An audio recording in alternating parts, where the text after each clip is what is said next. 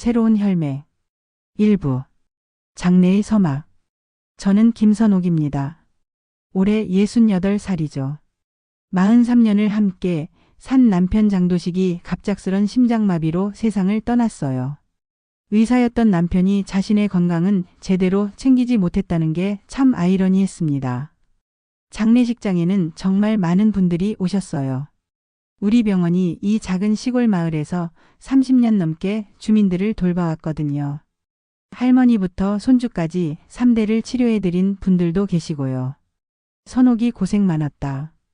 원장님 없으면 우리가 어떻게 살았겠어.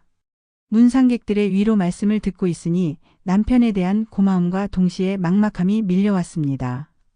이제 혼자서 어떻게 살아가야 할까요? 그런데 문제는 바로 시작됐어요. 장남 세훈이가 갑자기 일어서더니 조문객들 앞에서 큰 소리로 선언을 한 거예요. 여러분, 아버지께서 평생 갖고 오신 우리 병원은 제가 책임지고 이어가겠습니다. 순간 장례식장이 조용해졌어요. 무슨 소리인가 싶어서 세훈이를 바라봤는데 아들 눈에는 이상한 야망 같은 게 번뜩이고 있었어요. 아버지의 숭고한 뜻을 받들어서 더욱 발전시켜 나가겠습니다. 앞으로도 많은 관심과 성원 부탁드립니다. 조문객들이 어리둥절한 표정으로 박수를 쳤어요. 저는 당황스러웠습니다. 남편이 돌아가신 지 이틀밖에 안 됐는데 벌써 승계 얘기를 하다니요. 그때 뒤쪽에서 차가운 목소리가 들렸어요. 오빠 참 성급하시네요. 딸 미란이었습니다. 해외에서 살다가 급히 돌아온 거였죠. 10년 만에 보는 딸이었지만 예전 같은 따뜻함은 찾을 수 없었어요. 미란아, 언제 들어왔어? 제가 반갑게 인사했지만 미란이의 시선은 오빠에게 고정돼 있었습니다.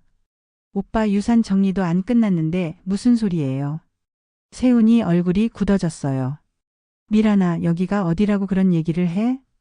유산은 법에 따라 공정하게 나눠야죠. 순간 장례식장 분위기가 싸늘해졌습니다. 조문객들은 웅성거리기 시작했고 저는 어쩔 줄 몰라 했어요. 얘들아, 제발 그만해라. 제가 말렸지만 두 남매는 서로를 노려보고만 있었습니다. 세훈이가 먼저 입을 열었어요. 미란아, 내가 10년 동안 어디 있었는데 이제 와서 권리 주장이야. 그게 무슨 상관이에요. 저도 아버지 딸이거든요. 내가 집 나갈 때 모든 걸 포기한다고 하지 않았어? 말로 한 게 법적 효력이 있나요? 두 사람의 날카로운 공방을 듣고 있자니 가슴이 답답했어요. 남편의 장례식이 돈 다툼으로 변질되고 있었거든요. 얘들아, 지금 아버지 앞이잖아. 좀 조용히 해. 그제야 두 사람이 입을 다물었지만 이미 분위기는 험악해져 있었어요. 조문객들도 눈치를 채고 일찍 자리를 뜨시더라고요. 그날 밤 가족끼리만 남았는데 세훈이가 다시 말을 꺼냈어요. 어머니, 아버지가 생전에 병원 운영을 저한테 맡기겠다고 하셨잖아요. 그렇긴 했지만. 그럼 당연히 제가 이어받아야죠. 미란이가 비웃으며 말했어요. 오빠 운영권이랑 소유권은 다른 거예요. 병원 건물이랑 땅은 여전히 아버지 명의잖아요. 그건 절차상 문제일 뿐이야. 절차상 문제라면 더욱 법대로 해야죠. 저는 두 자식이 이렇게 대립하는 걸 보면서 마음이 아팠어요. 남편이 살아계실 때는 이런 일이 없었는데 말이죠. 얘들아, 아버지가 돌아가신 지 이틀밖에 안 됐잖아. 좀 더 기다려보자. 어머니, 기다릴 시간이 없어요. 병원 운영도 계속돼야 하고 환자들도 있고요. 세훈이 말이 일리는 있었어요.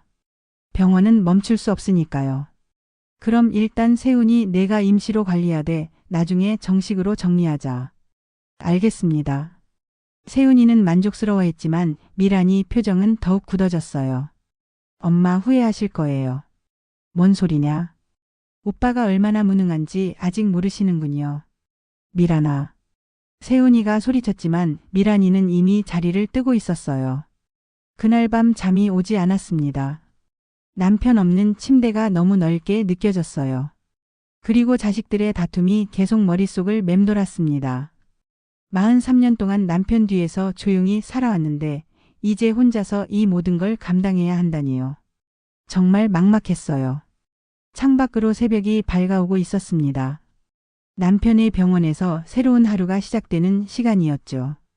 앞으로 어떤 일이 벌어질지 알 수 없지만 일단 하루하루 버텨나가야겠다고 생각했어요. 하지만 그때는 몰랐습니다. 진짜 시련은 이제 시작이라는 걸 말이에요. 2부.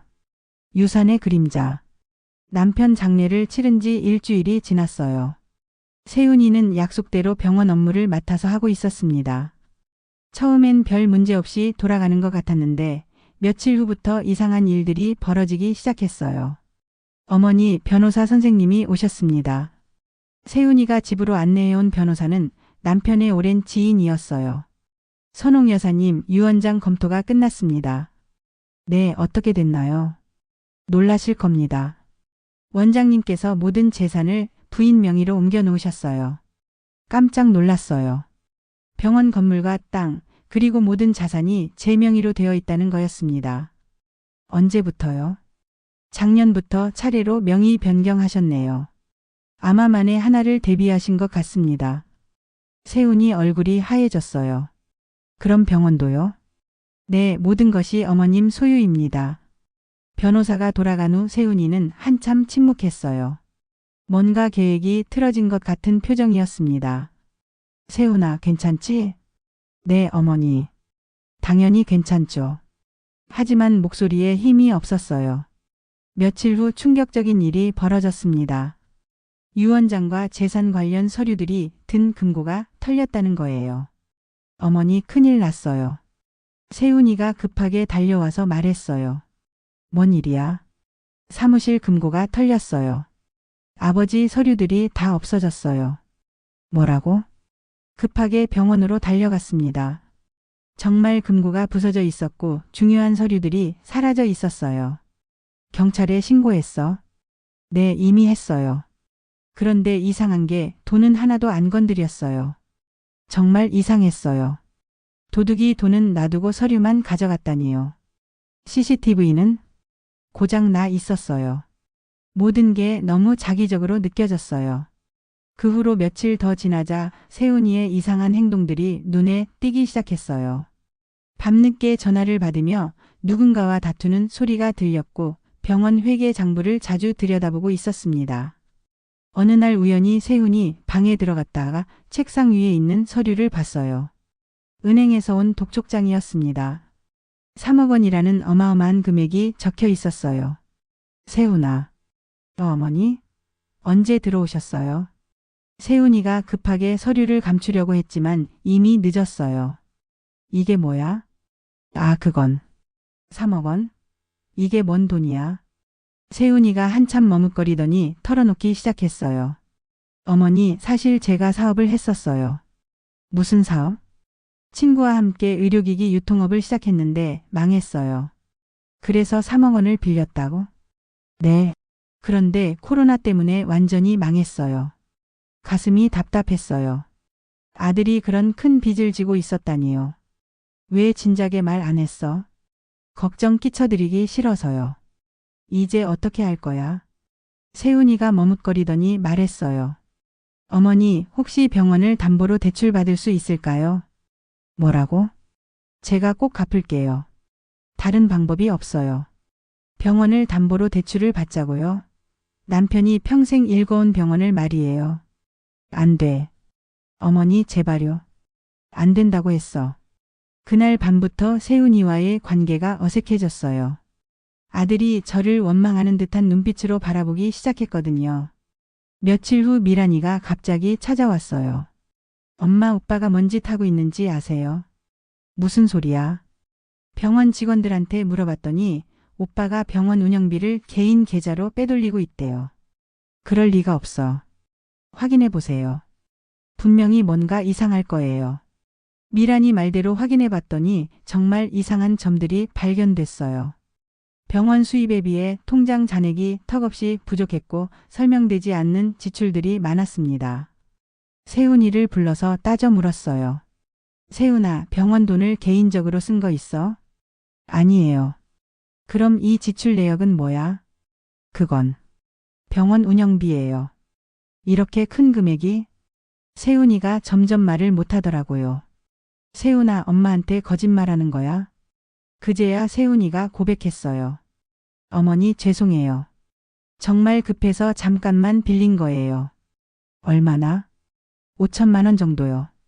5천만 원이라니요. 잠깐만 빌렸다기에는 너무 큰 금액이었어요. 언제 갚을 거야? 금방 갚을게요. 다른 방법을 찾아볼게요. 하지만 믿을 수 없었어요. 아들이 병원 돈을 개인 빚 때문에 빼돌렸다니 말이에요. 세훈아 당장 갚아. 어머니 시간을 좀 주세요. 안 돼. 당장 갚지 않으면 병원 운영권 뺏을 거야. 세훈이 얼굴이 굳어졌어요. 어머니가 그렇게까지 하시겠어요? 내 병원이야. 내 마음대로 할 수 있어. 그날 밤 세훈이는 집에 들어오지 않았어요. 어디서 뭘 하고 있는지 연락도 안 됐습니다. 다음 날 아침 미란이가 다시 찾아왔어요. 엄마 이제 어떻게 하실 거예요? 모르겠다. 정말 모르겠어. 평생을 가족을 위해 살아왔는데 정작 그 가족들이 저를 속이고 있었다니요. 남편이 없는 지금 정말 혼자라는 생각이 들었습니다. 3부. 숨겨진 장부. 세훈이가 집을 나간 지 사흘째 되는 밤이었어요. 깊은 잠에 빠져 있는데 현관문을 두드리는 소리에 잠이 깼습니다. 누구세요? 선호가 나야. 정화야. 오정화 언니였어요. 저보다 2살 많은 동네 이장 출신이시죠. 어릴 때부터 절친하게 지낸 사이입니다. 언니 이 밤중에 무슨 일이세요? 정화 언니 얼굴이 심상치 않았어요. 뭔가 급한 일이 있는 것 같았습니다. 선호가 중요한 얘기가 있어. 안으로 들어가자. 거실로 들어가서 앉으니까 정화 언니가 조심스럽게 입을 열었어요. 선호가 내 남편 일로 할 말이 있어. 무슨 얘기요? 사실 내가 몰래 알고 있던 게 있어. 그런데 남편이 살아있을 땐 말할 수가 없었어. 가슴이 두근거리기 시작했어요. 뭔가 좋지 않은 얘기일 것 같았거든요. 무슨 얘기인데요? 정화 언니가 가방에서 낡은 수첩을 꺼냈어요. 이걸 봐. 수첩을 받아서 펼쳐보니까 남편의 필체로 뭔가가 빼곡히 적혀 있었어요. 이게 뭐예요? 너희 남편이 몰래 빼돌린 돈 기록이야. 뭐라고요? 믿을 수 없었어요. 남편이 돈을 빼돌렸다고요? 언니 무슨 소리예요? 우리 남편이 그럴 리가 없어요. 선호가 현실을 봐. 여기 다 적혀 있어. 수첩을 자세히 보니까 정말 이상한 내용들이 적혀 있었어요. 병원 수입과 다른 숫자들, 그리고 K라고 표시된 계좌 번호들이 여러 개 있었습니다. 이 K가 뭐예요? 기태야. 박기태. 박기태라고요? 남편의 동업자였던 그 사람 말인가요? 기태 씨가 왜 여기에? 선호가 내 남편하고 기태가 몰래 손잡고 병원 돈을 빼돌렸어. 머리가 어지러웠어요. 남편과 기태 씨가 함께 돈을 빼돌렸다고요? 언니 어떻게 그런 걸 알고 계셨어요? 내가 이장하면서 마을 금고 관리했잖아. 그때 우연히 알게 된 거야. 그럼 왜 진작에 말씀 안 하셨어요? 남편이 살아있을 때 어떻게 말해? 그리고 확실한 증거도 없었고. 정화 언니가 한숨을 쉬었어요. 그런데 요즘 기태가 이상하게 움직이고 있어. 어떻게요? 은행 사람들이랑 자주 만나고 병원 관련해서 뭔가 계획하고 있는 것 같아. 가슴이 철렁했어요. 설마 기태 씨가 남편이 없는 틈을 타서 뭔가를 꾸미고 있는 건 아닐까요? 언니, 이 수첩 어디서 구하신 거예요? 내 남편이 숨겨둔 거야. 내가 우연히 발견했어. 어디에 숨겨뒀다고요? 병원 지하 보일러실 뒤쪽이야. 병원 지하에 숨겨둔 수첩이라니요. 남편이 왜 그런 곳에 수첩을 숨겨둔 걸까요? 언니, 혹시 다른 것도 있을까요? 모르겠어. 한번 가서 확인해 봐야지. 다음 날 아침 일찍 병원에 갔습니다. 직원들이 출근하기 전이라 조용했어요.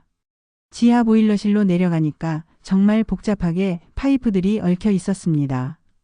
정화 언니가 알려준 곳을 찾아보니까 벽 뒤쪽에 작은 틈이 있었어요. 손을 넣어보니까 뭔가 걸렸습니다. 꺼내보니까 또 다른 서류들이었어요. 은행 통장과 계약서, 그리고 몇 장의 영수증들이 있었습니다. 통장을 보니까 제가 모르는 계좌였어요. 그런데 잔액이 2억 원이 넘게 들어있더라고요. 이게 뭐지?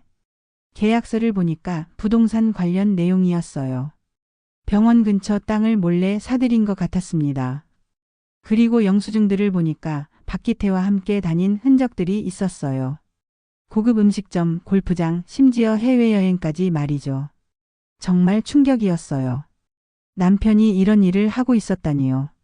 서류들을 들고 집으로 돌아왔는데 세훈이가 기다리고 있었어요. 어머니 어디 다녀오셨어요? 병원에 다녀왔어. 뭘 하러요? 세훈이가 제 손에 든 서류를 힐끗 보더라고요. 그게 뭐예요? 아버지가 남긴 거야. 세훈이 얼굴이 변했어요. 혹시 그 서류에 제 이름이 나와요? 왜? 그냥 궁금해서요. 이상했어요. 왜 세훈이가 자기 이름이 나오는지 궁금해할까요? 서류를 다시 자세히 보니까 정말 세훈이 이름이 적힌 게 있었어요. 아버지로부터 돈을 받은 기록이었습니다. 세훈아, 아버지한테 돈 받은 적 있어? 언제요? 작년에 5천만 원. 세훈이가 당황하는 기색이 역력했어요. 아, 그거요? 사업 자금으로 받은 거예요. 그럼 아버지가 내 사업에 투자한 거야? 네, 그렇다고 할 수 있죠. 하지만 뭔가 이상했어요. 남편이 아들 사업에 투자한다면 제한테도 얘기했을 텐데 그런 적이 없었거든요. 그날 밤 혼자 생각해 봤습니다. 남편이 숨겨진 돈, 박기태와의 관계, 그리고 세훈이가 받은 돈까지. 모든 게 연결되어 있는 것 같았어요. 혹시 세훈이도 아버지의 비리에 연루되어 있는 건 아닐까요? 그래서 병원을 물려받으려고 하는 건 아닐까 하는 의심이 들기 시작했습니다. 더욱 무서운 건 이 모든 일들이 우연이 아닐 수도 있다는 거였어요. 계획된 일일 수도 있다는 생각이 들었거든요. 4부. 손녀의 선택. 세훈이에 대한 의심이 커져가던 차에 뜻밖의 도움이 찾아왔습니다. 손녀 하영이가 집에 왔는데 평소와 달리 표정이 어두웠어요. 할머니 안녕하세요. 하영아 웬일이야? 무슨 일 있어? 28살인 하영이는 세훈이의 딸이에요. 어릴 때부터 똑똑하고 착해서 저희 가족의 자랑이었죠. 할머니 아빠 일로 할 말이 있어요. 무슨 일인데? 하영이가 핸드폰을 꺼내더니 뭔가를 들려줬어요. 이거 들어보세요. 핸드폰에서 세훈이 목소리가 들렸습니다. 기태 형, 어머니 명의 서류만 없애면 모든 건 우리 거야. 그런데 혹시 들키면 어떻게 할 거야? 들킬 리 없어. 어머니는 아무것도 모르시니까. 제 손이 떨리기 시작했어요. 세훈이가 무슨 음모를 꾸미고 있었던 거예요. 하영아, 이걸 어디서 들었어? 아빠 방에서 우연히 들었어요. 기태 아저씨랑 통화하는 거였어요. 언제? 일주일 전이요. 일주일 전이면 서류가 도난당하기 하루 전이었어요. 그럼 혹시? 네, 맞아요. 아빠가 서류를 훔친 것 같아요. 가슴이 무너지는 느낌이었어요. 제 아들이 제 서류를 훔쳤다니요. 하영아, 확실해? 할머니, 저도 믿고 싶지 않았어요. 하지만 이 녹음을 들은 후로 아빠를 지켜봤는데 정말 이상한 행동을 많이 해요. 하영이가 눈물을 글썽이며 말했어요. 어떤 행동들? 밤늦게 기태 아저씨랑 만나고 병원 서류들을 몰래 가져가고 심지어 할머니 인감도 몰래 찍었어요. 인감을? 네. 제가 직접 봤어요. 정말 충격이었어요. 아들이 제 인감을 몰래 사용했다니요. 하영아, 왜 진작에 말 안 했어? 아빠니까요. 아무리 그래도 제 아빠잖아요. 하영이가 울기 시작했어요. 하지만 할머니가 너무 힘들어 하시는 걸 보니까 더 이상 참을 수가 없었어요. 고마운 손녀였어요. 자기 아빠를 고발하는 게 얼마나 힘들었을까요? 하영아, 고마워. 용기 내줘서. 할머니, 이제 어떻게 하실 거예요? 정말 어려운 문제였어요. 아들을 경찰에 신고해야 하나 아니면 다른 방법을 찾아야 하나요? 일단 증거를 더 모아보자. 제가 도와드릴게요. 아니야, 하영아.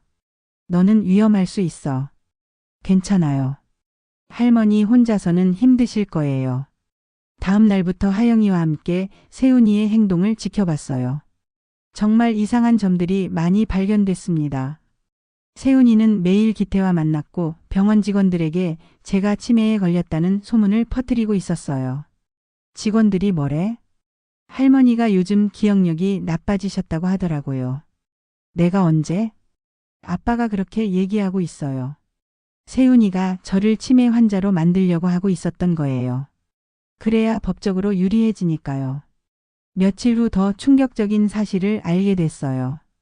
하영이가 기태의 사무실을 몰래 확인해 본 결과 가짜 유언장이 만들어져 있었다는 거예요. 할머니 이것 봐요.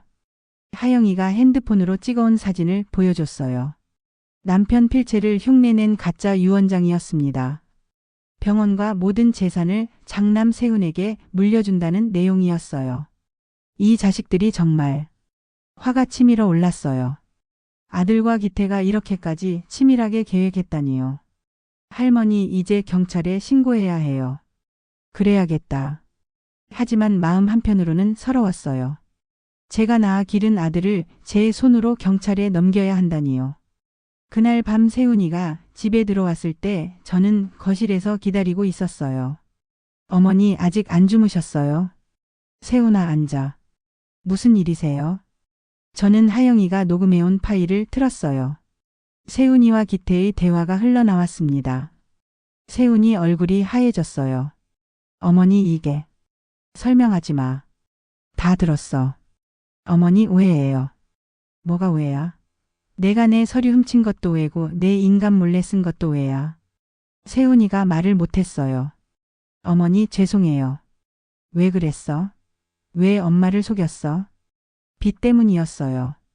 정말 급했어요. 그래서 엄마를 치매 환자로 만들려고 했어. 그런 게 아니에요. 그럼 뭐야? 세훈이가 무릎을 꿇었어요. 어머니 제발 용서해 주세요. 세훈아 너는 내 아들이야. 하지만 이건 용서할 수 없어. 어머니 한 번만 기회를 주세요. 기회는 이미 많이 줬어. 저는 일어서서 방으로 들어갔어요. 더 이상 아들 얼굴을 볼 수가 없었거든요. 다음 날 아침 세훈이는 집을 나갔어요. 어디로 갔는지 연락도 없었습니다. 하영이가 찾아와서 말했어요. 할머니 아빠가 도망갔어요. 어디로? 모르겠어요. 짐을 다 싸서 나갔어요. 기태는? 기태 아저씨도 사무실을 비웠대요. 둘 다 도망간 거였어요. 아마 계획이 들통난 걸 알고 도망친 것 같았습니다. 할머니 이제 어떻게 하세요? 경찰에 신고할 거야. 정말요? 응. 아무리 내 아들이라도 잘못한 건 벌을 받아야지. 그날 오후 경찰서에 가서 고발장을 제출했어요. 문서 위조, 절도, 사기 혐의였습니다. 고발장을 쓰면서 눈물이 났어요. 내 손으로 내 아들을 고발한다는 게 얼마나 슬픈 일인지 몰라요. 하지만 더 이상 참을 수는 없었어요. 잘못된 건 바로잡아야 했으니까요. 오부. 붉은 거래. 세훈이와 기태가 도망간 지 며칠 후 예상치 못한 곳에서 연락이 왔어요. 사채업자였습니다. 김선옥 씨죠? 저는 대부업체 대표 최진수라고 합니다. 네, 무슨 일이세요? 댁 아들 장세훈 씨 일로 연락드렸어요. 가슴이 철렁했어요. 세훈이가 사채까지 썼다는 말인가요? 아들이 뭘 했는데요? 저희한테 10억 원을 빌려갔는데 담보로 병원을 잡았어요. 10억 원이라고요? 그리고 병원을 담보로 잡았다고요? 그럴 리가 없어요. 병원은 제 명의예요. 서류상으로는 장세훈 씨 명의로 되어 있어요. 보여주세요. 다음 날 최진수라는 사람이 사무실로 찾아왔어요. 정말 서류를 보니까 병원이 세훈이 명의로 되어 있었습니다. 이게 어떻게 된 거죠? 모르겠어요. 저희는 서류대로 했을 뿐이에요. 이 서류가 가짜예요. 가짜든 진짜든 저희는 상관없어요. 중요한 건 돈을 갚는 거죠. 얼마나 갚아야 해요? 이자 포함해서 12억 원입니다. 12억 원이라니요. 상상도 못할 금액이었어요. 만약 못 갚으면 병원을 넘겨받겠습니다. 언제까지요? 한 달. 한 달 안에 12억 원을 구하라고요? 불가능한 일이었어요. 최진수가 돌아간 후 하영이와 상의했어요. 할머니, 이건 명백한 사기예요. 그래도 서류가 있잖아. 가짜 서류라고요. 하지만 법적으로 어떻게 될지 모르잖아. 정말 난감한 상황이었어요. 세훈이가 제 인감을 위조해서 명의 변경을 한 것 같았지만 증명하기가 쉽지 않았거든요. 그때 정화 언니가 찾아왔어요. 선호가 큰일이다. 왜요? 기태가 병원 금고에서 또 뭔가를 가져갔대. 뭐요? 현금하고 귀중품들. 급하게 병원으로 달려갔어요. 정말 금고가 비어 있었습니다. 얼마나 있었는데요? 직원이 말하길 2천만 원 정도의 현금과 금반지 몇 개가 있었다고 해요. 언제 가져갔어요? 어제 밤인 것 같아요. 어제 밤이면 제가 경찰에 신고한 다음 날이었어요. 기태가 마지막으로 손에 넣을 수 있는 걸 다 가져간 거였습니다. CCTV는 또 고장 났어요. 말이 안 됐어요. 이렇게 계속 CCTV가 고장 날 수가 있나요? 그날 저녁 미란이가 갑자기 나타났어요. 엄마, 오빠가 무슨 짓을 했는지 다 들었어요. 미란아, 이제 어떻게 하실 거예요? 모르겠다. 정말 모르겠어. 미란이가 안더니 진지하게 말했어요. 엄마, 제가 도와드릴게요. 어떻게? 저한테 돈이 좀 있어요. 얼마나? 3억 정도요. 3억 원이라니요. 미란이가 그렇게 큰 돈을 갖고 있었나요? 어떻게 그런 돈이 있어? 해외에서 사업하면서 모은 거예요. 그래도 부족해. 12억이 필요한데. 다른 방법을 찾아봐요. 미란이와 하영이 그리고 정화 언니까지 함께 머리를 맞댔어요. 어떻게 하면 이 위기를 벗어날 수 있을까 고민했습니다. 할머니, 혹시 할아버지가 숨겨둔 다른 재산은 없을까요? 하영이가 물어봤어요. 글쎄, 있을지도 모르겠어. 정화 언니가 말했어요. 선호가 내 남편이 부동산을 몇 개 더 갖고 있었던 것 같은데. 어디요? 서울 쪽에 오피스텔이랑 상가 몇 개. 정말요? 응. 내가 서류 정리하면서 봤어. 희망이 보이기 시작했어요. 남편이 숨겨둔 부동산이 있다면 그걸로 빚을 갚을 수 있을지도 모르니까요. 다음 날 서울로 올라가서 확인해 봤어요. 정말 남편 명의의 부동산이 몇 개 있었습니다. 오피스텔 2개와 상가 하나, 그리고 아파트 한 채까지 있었어요. 부동산 중개업소에서 시세를 알아보니까 총 8억 원 정도 됐습니다. 미란이 돈 3억 원과 합치면 11억 원이었어요. 사채업자에게 갚기에는 1억 원이 부족했지만 그래도 희망이 보였습니다. 엄마, 일단 이걸로 협상해봐요. 그래야겠다. 최진수에게 연락해서 만났어요. 11억 원밖에 준비 못했어요. 1억이 부족하네요. 그럼 어떻게 하죠? 병원 지분 10%를 넘겨주세요. 병원 지분 10%라니요. 그럼 나중에 병원 경영에 간섭할 수도 있다는 얘기잖아요. 다른 방법은 없나요? 없어요. 이것도 많이 봐드리는 거예요. 할 수 없이 그 조건을 받아들였어요. 병원을 잃는 것보다는 나았으니까요. 계약서에 서명하면서 마음이 복잡했어요. 남편이 평생 일궈온 병원의 일부를 남에게 넘겨줘야 한다니요.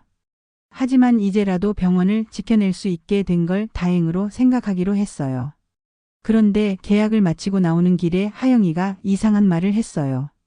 할머니, 저 사람들 뭔가 이상해요. 왜? 너무 쉽게 조건을 받아들이는 것 같아요. 그래? 보통 사채업자들은 더 악랄하지 않나요? 하영이 말을 듣고 보니 정말 그런 것 같았어요. 너무 순순히 조건을 받아들였거든요. 혹시 이것도 누군가 계획한 일일까요? 누가? 기태 아저씨나 아빠요. 그럴 수도 있겠다는 생각이 들었어요. 모든 게 너무 자기적이었거든요. 6부. 뒤틀린 피해 고리. 사채 문제를 해결하고 며칠 지나지 않아서 미란이가 심각한 표정으로 찾아왔어요. 엄마, 할 얘기가 있어요. 뭔데? 아버지 일이에요. 또 남편 얘기라니요. 이미 충분히 충격적인 사실들을 알았는데 또 뭐가 있다는 건가요?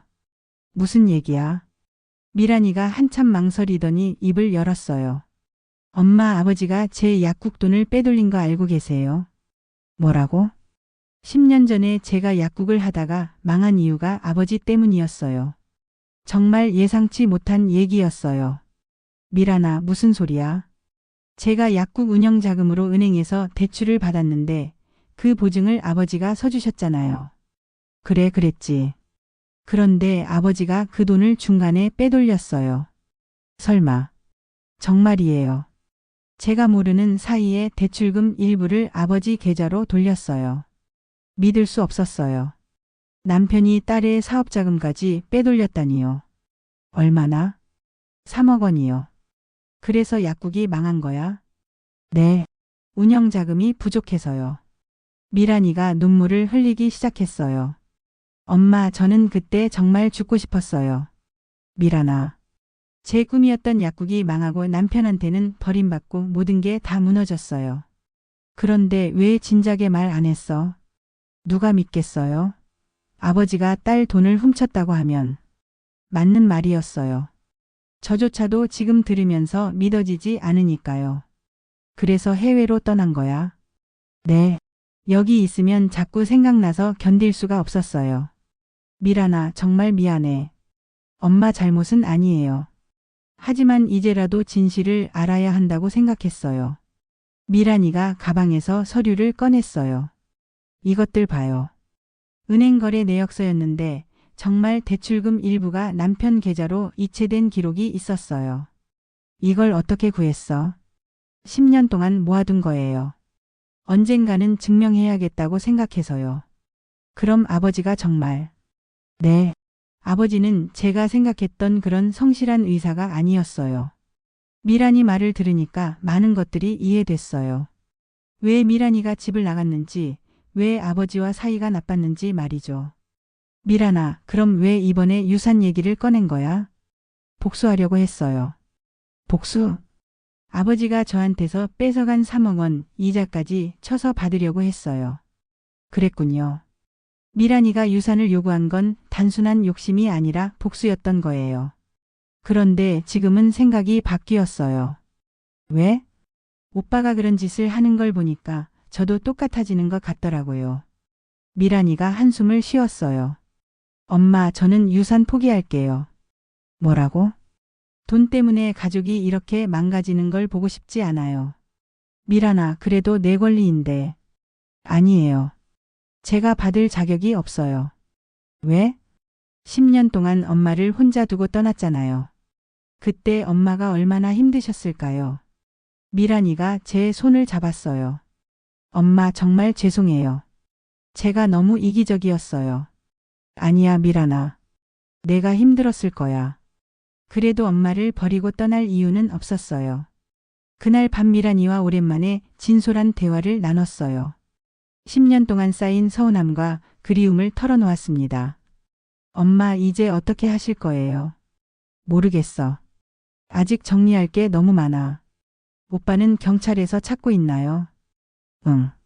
하지만 아직 소식이 없어. 기태 아저씨는요?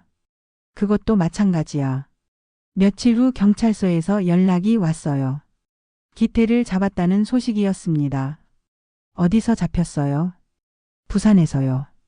해외로 도망가려다가 공항에서 걸렸어요. 세훈이는요? 아직 못 찾았어요. 기태라도 잡힌 게 다행이었어요. 이제 진실을 밝힐 수 있을 것 같았거든요.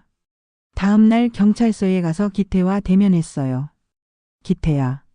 원장님, 죄송합니다. 기태가 고개를 숙이며 말했어요. 왜 그랬어? 우리가 너를 얼마나 믿었는데. 제가 도박에 빠져서 돈이 필요했어요. 그래서 병원 돈을 빼돌린 거야. 네. 원장님 몰래 조금씩 빼돌렸어요. 세훈이와는 언제부터 손을 잡았어? 작년부터요. 세훈이도 빚이 있어서 같이 하게 됐어요. 내 서류를 훔친 것도 너희들이지? 네. 죄송합니다. 기태의 자백으로 모든 진실이 드러났어요. 10년 넘게 병원 돈을 빼돌렸고 세훈이와 공모해서 제 재산을 빼앗으려 했던 거였습니다. 기태야, 내가 훔친 돈이 총 얼마나 돼? 15억 정도요. 15억 원이라니요. 상상할 수 없는 금액이었어요.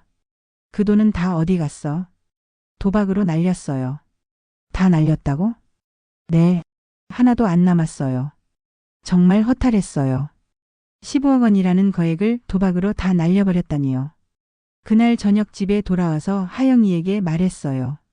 하영아, 기태를 잡았어. 다행이에요. 그럼 아빠는요? 아직이야. 아빠도 곧 잡힐 거예요. 며칠 후 정말 세훈이가 잡혔다는 연락이 왔어요. 제주도에 숨어 있다가 발견됐다고 했습니다. 경찰서에 가서 세훈이를 봤을 때의 충격은 말로 표현할 수 없었어요. 며칠 만에 완전히 초췌해져 있었거든요. 세훈아. 어머니. 세훈이가 저를 보더니 눈물을 흘렸어요. 어머니, 죄송해요. 왜 그랬어? 왜 그렇게 했어? 돈 때문이었어요. 빚 때문에 미칠 것 같았어요. 그래도 그렇지 어떻게 엄마를 속일 수 있어? 제정신이 아니었어요. 세훈이가 무릎을 꿇었어요. 어머니, 제발 용서해 주세요. 세훈아, 이미 늦었어. 한 번만 기회를 주세요. 기회는 이미 많이 줬어. 넌 그때마다 날 배신했지. 세훈이가 더욱 울부짖었어요. 어머니, 저 없으면 안 돼요. 없어도 돼. 이제 내 없이도 잘 살 수 있어. 그 말을 하고 나니까 마음이 홀가분해졌어요. 정말 아들 없이도 살 수 있겠다는 생각이 들었거든요. 경찰서를 나오면서 하영이가 말했어요. 할머니, 괜찮으세요? 응. 이제 홀가분해. 정말요? 응. 이제 새로 시작할 수 있을 것 같아. 미란이도 옆에서 말했어요. 엄마, 저도 이제 마음이 편해져요. 왜? 아버지한테 받은 상처를 복수로 갚으려고 했는데 그럴 필요가 없어졌어요. 그래. 이제 정말 새로 시작할 수 있을 것 같아요. 그날 밤 세 사람이 함께 앉아서 앞으로의 계획을 세웠어요. 병원을 어떻게 운영할지, 어떻게 살아갈지 말이죠. 7부.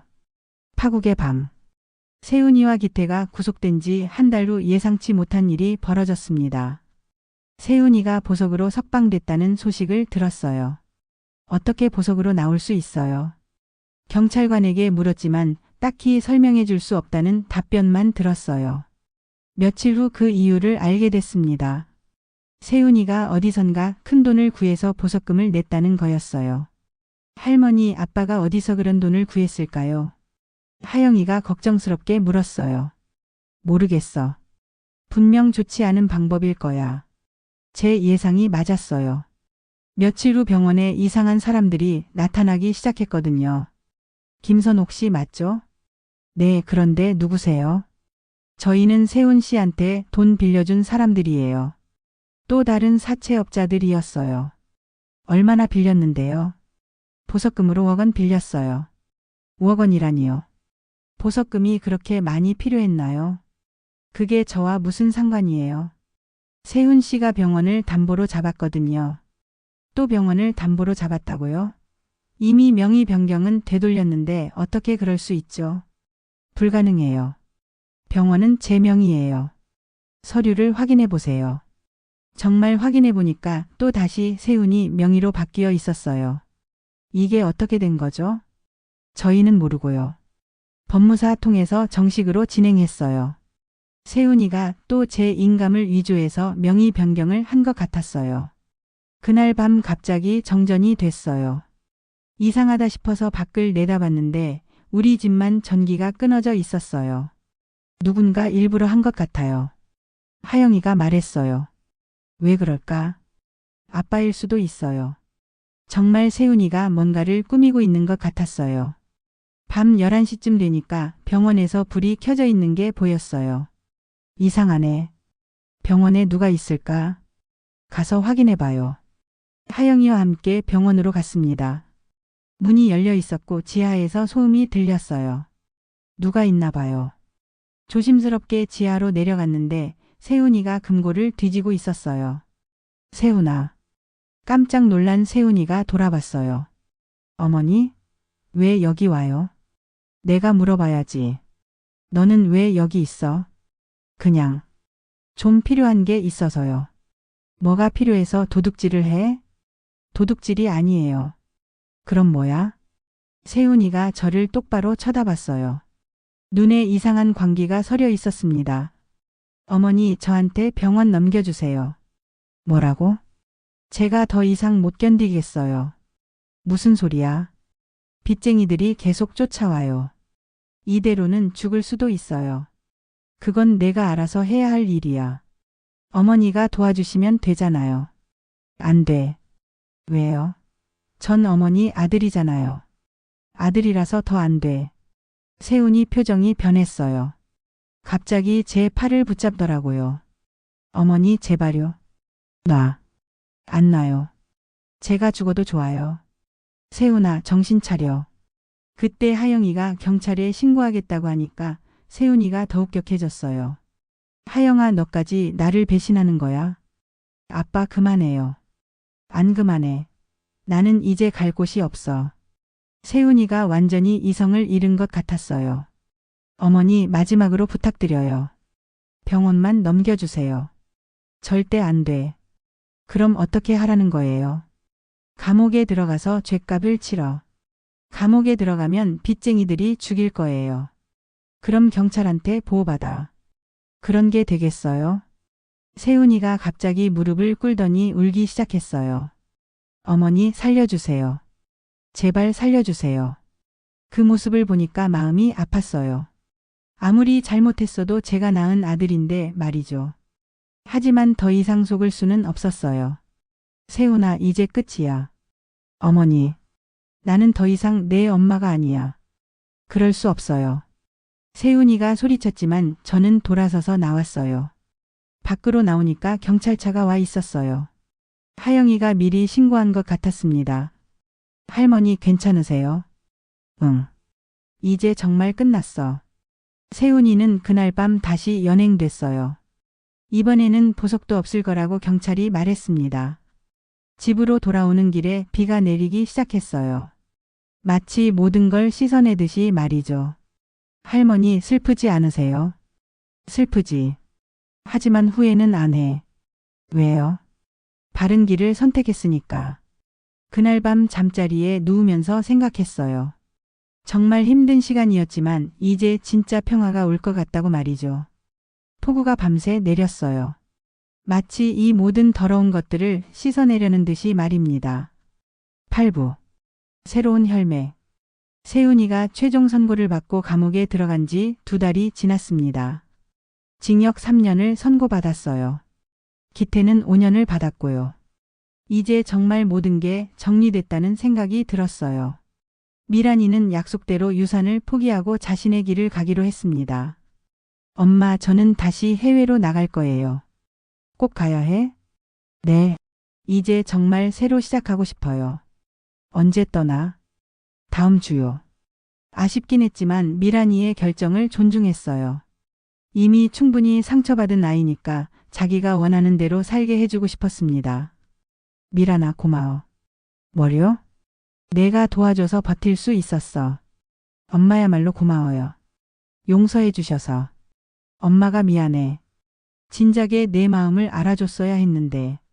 미란이가 떠나던 날 공항까지 배웅을 갔어요. 엄마, 몸 건강하세요. 너도. 그리고 가끔 연락해. 네, 꼭 할게요. 미란이가 떠난 후 집이 조용해졌어요. 하지만 외롭지는 않았습니다. 하영이가 함께 있어 주었거든요. 할머니, 저는 계속 여기 있을 거예요. 고마워, 하영아. 병원도 같이 운영해요. 내가 도와줄 거야. 네. 제가 경영학과 출신이니까 도움이 될 거예요. 정말 든든했어요. 하영이가 있으니까 병원 운영도 걱정 없을 것 같았습니다. 며칠 후 병원에 새로운 의사를 고용했어요. 전고 실력 있는 의사였는데 환자들 반응도 좋았습니다. 원장님, 병원 분위기가 많이 밝아졌네요. 간호사가 말했어요. 그래? 네. 예전에는 뭔가 무거운 느낌이었는데 이제는 활기가 넘쳐요. 정말 그런 것 같았어요. 모든 문제가 해결되고 나니까 병원 분위기도 좋아졌습니다. 환자들도 늘어났고 수입도 점점 늘어나고 있었어요. 그리고 무엇보다 마음이 편해졌습니다. 더 이상 누군가를 의심하지 않아도 되고 뒤에서 무슨 일이 벌어지는지 걱정하지 않아도 됐거든요. 어느 날 저녁 하영이와 함께 병원 앞길을 걸었습니다. 가을이라 단풍이 아름답게 물들어 있었어요. 할머니 행복하세요? 응. 정말 오랜만에 마음이 편해. 저도요. 이제야 진짜 가족 같은 느낌이에요. 하영아 고생 많았어. 아니에요. 제가 해야 할 일이었어요. 그래도 내 아빠를 고발하는 게 쉽지 않았을 텐데. 처음에는 힘들었어요. 하지만 할머니가 더 힘드신 걸 보니까 용기가 났어요. 하영이가 제 팔짱을 끼며 말했어요. 할머니 앞으로 어떻게 살고 싶으세요? 글쎄, 이제부터는 정말 내가 원하는 대로 살고 싶어. 어떻게요? 병원도 제대로 운영하고 환자들도 잘 돌보고. 그리고요? 여행도 다니고 싶고 취미 생활도 해보고 싶어. 평생 남편과 자식들을 위해서만 살았는데 이제는 저를 위해 살고 싶었어요. 저도 도와드릴게요. 고마워. 집에 돌아와서 거울을 봤어요. 몇 달 전보다 표정이 밝아진 것 같았습니다. 68살의 나이에 새로운 인생을 시작한다는 게 쉽지 않지만 할 수 있을 것 같았어요. 책상에 앉아서 일기를 썼습니다. 오늘부터 내 인생은 내가 쓴다. 남편의 이름으로 세운 집이 아니라 내 이름으로 남을 삶을 살겠다. 정말 그렇게 살고 싶었어요. 더 이상 누구에게 의존하지 않고 누구 눈치 보지 않고 오직 제 의지대로 말이죠. 창밖으로 늦가을 바람이 불어왔어요. 차갑지만 상쾌한 바람이었습니다. 제 발걸음도 그 바람처럼 무겁지만 분명히 새 출발의 울림을 가지고 있었어요. 하영이와 함께 만들어갈 새로운 병원, 새로운 삶이 기대됐습니다. 68살의 새로운 시작. 늦은 나이라고 생각할 수도 있지만 저에게는 진짜 인생의 시작이었어요. 남은 인생 후회 없이 살아보려고 합니다. 더 이상 남의 그림자가 아닌 김선욱이라는 이름으로 당당하게 말이죠. 병원 현관에 새로 달린 간판이 보였어요. 선옥병원이라고 적혀 있었습니다. 남편 이름이 아닌 제 이름으로 말이죠. 그 간판을 보면서 미소가 지어졌어요. 이제 정말 새로운 혈맥이 시작된 거라는 생각이 들었거든요. 43년 동안 누군가의 아내로 누군가의 어머니로만 살았지만 이제는 김선욱으로 살아갈 거예요. 그것만으로도 충분히 가치 있는 인생이라고 생각합니다.